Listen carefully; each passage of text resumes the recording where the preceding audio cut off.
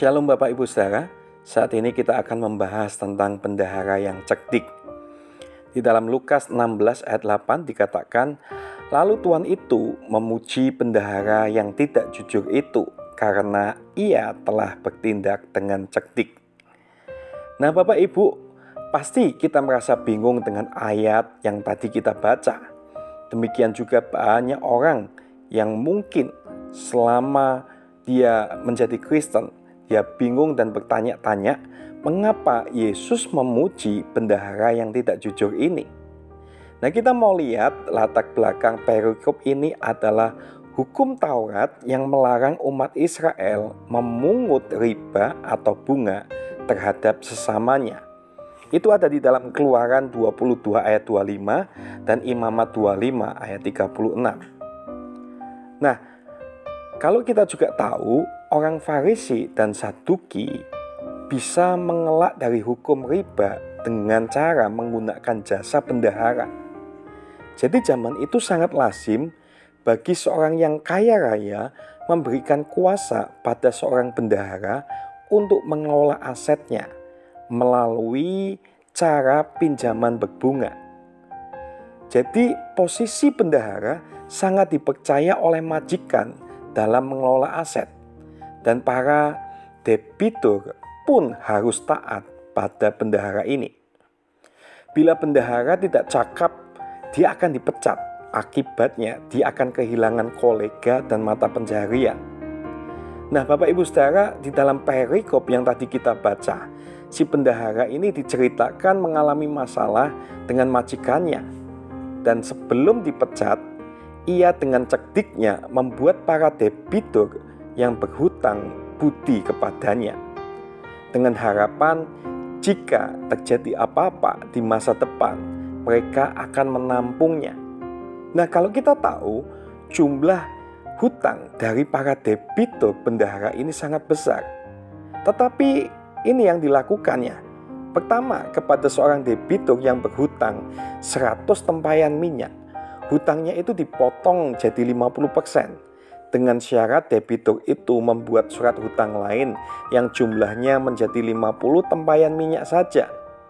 Di satu pihak tuannya itu dirugikan, tapi di lain pihak debitur itu tentunya dengan senang hati membuat surat hutang baru karena hutangnya dipotong 50%. 100 tempayan itu kira-kira sama dengan 868 galon atau 3.946 liter. Nah, satu pohon zaitun itu menghasilkan 120 kg buah yang bisa dijadikan 25 liter minyak zaitun. Jadi bisa kita bayangkan bahwa debitur itu berhutang hasil dari pohon zaitun yang kira-kira berjumlah lebih dari 150 pohon. Begitu besar bukan? Yang kedua, kepada seorang debitur lain yang berhutang 100 pikul gandum, jumlah 100 pikul gandum sama dengan 35 ton gandum, yang sama dengan hasil tanah seluas 100 hektar tanah pada waktu itu Bapak Ibu Saudara. Nah hutangnya itu dipotong 20% menjadi 80 pikul saja. Tuannya tentu dirugikan, namun pihak debitur itu tertolong. Nah, kedua hutang itu sangat besar sekali. Tapi mengapa majikannya tetap memuji bendahara itu cerdik walaupun dirugikan? Nah, jadi kita perlu tahu bahwa uang itu adalah alat. Waktunya akan tiba di mana uang menjadi tidak berharga. Karenanya kita harus menggunakan harta yang kita punyai sekarang yang merupakan pemberian Allah untuk masa depan kita. Ketika kematian tiba, roh manusia kembali kepada Allah. Allah menyambut semua umatnya yang tidak mengikat hatinya kepada kekayaan duniawi, tetapi mengumpulkan harta di surga. Nah Tuhan itu memecat bendaharanya karena tidak jujur, namun ia memuji kecerdikannya. Inilah alasan majikan itu memuji kecerdikan bendahara yang tidak jujur, karena ia telah mengakui kerapuhan tempatnya di dunia. Ia mengakui bahwa nilai dari semua yang ia miliki bisa hilang dalam sekejap. Ia memutuskan untuk menggunakan sedikit kesempatan yang tersisa baginya, bukan untuk memperbanyak hartanya, namun mencari peluang dan mengamati siapa saja yang bisa ia bantu, sehingga jika tiba saat dirinya membutuhkan pertolongan, ia juga dapat memperoleh bantuan. Nah, Bapak Ibu Saudara, dari perumpamaan ini kita belajar yang pertama, anak Tuhan harus lebih lagi memiliki kepedulian sosial dengan motivasi yang benar dibandingkan bendahara yang tidak jujur itu. Orang Kristen harus memiliki mata yang cermat mencari siapa saja yang bisa ditolong dan hati yang suka menolong. Kita ditetapkan Tuhan bukan hanya hidup bagi diri kita sendiri, Bapak Ibu, tetapi bagi orang lain juga.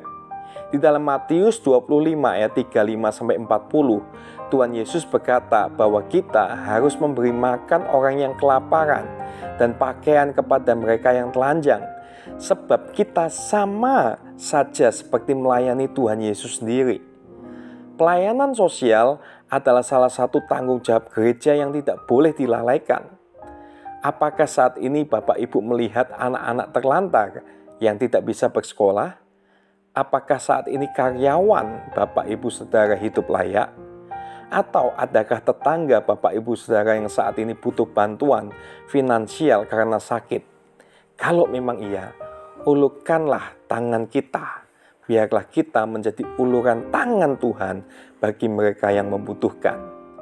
Yang kedua, kekayaan duniawi adalah investasi rohani.